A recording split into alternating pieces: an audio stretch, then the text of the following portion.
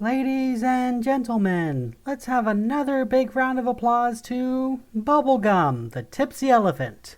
Try not to feel too sorry for her. We can't help her until she admits she has a problem. While the crowd cheered and applauded as the permanently plastered pink pachyderm perambulated out of the big top, Ringmaster Icky cast her gaze towards the back of the stands, where she noticed a rather, disquieting individual. Thanks to her many years of experience, she could tell effortlessly whether or not someone was under the effects of their signature black cotton candy, and she always made sure to keep an eye on them in case they were up to something. Her circus was everything to her, and she could spot a threat to her circus from miles away. The man she was looking at now had been watching her performance with rapt attention, but without any of the joy and wonder or disgust and horror that most people did. No, he was watching diligently, as if it was his job. She could practically hear him writing his report in his head. Time to figure out who that report was going to. Icky signaled to the audio technician to switch the calliope over to Officer of the Year. All the circus folk present took immediate note of this, and they knew they were about to go off script. Ladies and gentlemen, I think we have time for one last magic trick before we get to our final act. Do you all want to see another magic trick? The audience, of course, applauded her approval. I want to see another magic trick, said her assistant, who had popped out from under her top hat and was now gracefully perched on her head. Lolly, get down from there, she commanded gently. Lolly did a handstand, placing the top hat back on the ringmaster's head, then backflipped to the ground to laughter and applause. For our next trick, we're going to need one more volunteer from the audience. Only one. Do we have any volunteers? Dozens of eager hands shot up, of course, but the man in the back remained as passively observant as ever. Not that that made one bit of difference to Icky. With a flourish of her wand, she cast the spotlight upon him. You, sir, there in the back. You'd look like you'd be perfect. What? No. I couldn't. Come on down. The audience clapped and cheered their encouragement. The man noticed a rather large clown had already appeared beside him to usher him down. He hastily weighed his options and decided it would be best to play along, and allowed himself to be led into the ring. Thanks, Noodles, Icky said, taking the man by the arm. What's your name, sir? Jeremy, he said, though it hardly sounded like he was sure. Well, Jeremy. Actually, can I call you Jerry? I'm going to call you Jerry. Jerry, the reason I picked you out of all these other nice folks is that I couldn't help but notice how serious you looked. And that just doesn't sit right with me. How can anyone be so serious after seeing a drunken pink elephant blow gravity-defying bubbles from her trunk? It certainly is unusual, Icky, Lolly agreed. Makes me think that maybe Jerry didn't come here to have fun at all. What do you say to that, Jerry? Are you here on business or pleasure? Well, I just saw the tent set up and I didn't have any other plans, so Jesus Christ!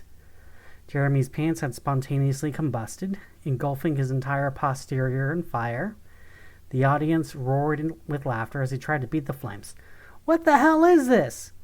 Your pants are on fire, Jerry, which means you must be a liar, liar, pants on fire, Icky explained with a smug smile. Yeah, that's why I only wear skirts, so I can get away with any fibs I want, Lily boasted. Jeremy had started rolling on the ground to try to smother the flames. A frantic clown ran out with a fire extinguisher, but when he fired it, he was sent rocketing around the tent to the amazement of the guests, assuring them it was all part of the show. Somebody help me! All you have to do is tell the truth, Icky said. but then lowered her voice so the audience couldn't hear her.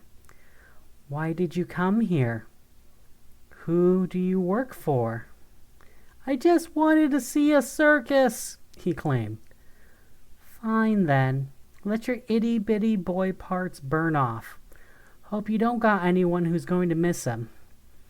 As if by her command, the fire actually started to move towards his genitals. "Ah, okay, GOC. I'm with the Occult Coalition." To his relief, the flames instantly died out. His relief was short-lived, though, as he immediately noticed all of the clowns staring at him with a hatred so intense it put the fire to shame. "Freak killer," Lolly hissed under her breath.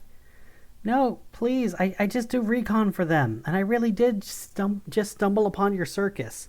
They don't even know I'm here, and if you let me go, I swear they never will," he claimed.